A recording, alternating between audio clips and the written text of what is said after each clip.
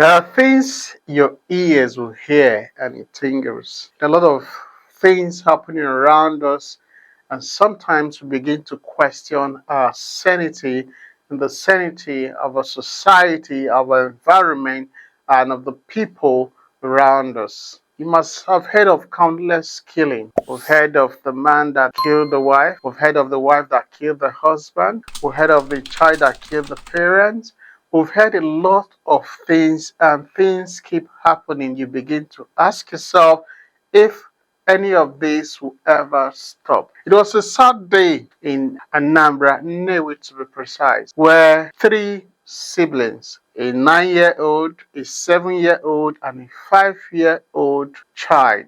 The 9-year-old, a daughter, the 7-year-old daughter, the 5-year-old, a son, were killed and dumped inside a refrigerator. This happened in Newe. It's an interesting story. You see, sometimes we'll hear things like this or begin to ask ourselves what has come upon the society. The mother went to write an exam and she left the children at home. Coming back, she could not find her children. They started looking for the children. Being that they usually go to church, they had to go to church to look for them. They were nowhere to be found. They had to call the dad. The dad doesn't stay in Anambra. Dad stays somewhere in Edo State called Iroa. A search party was set up to look for these three siblings until they were discovered locked in the refrigerator in the house. Who could have done such a thing?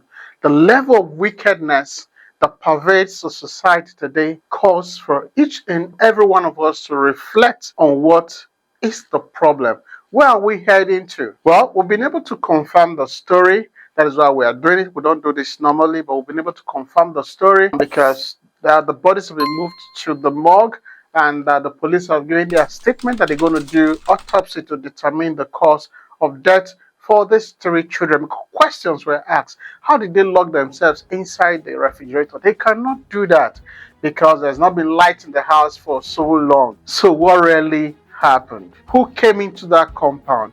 Who decided to kill these three children? These siblings, not just siblings, but three children.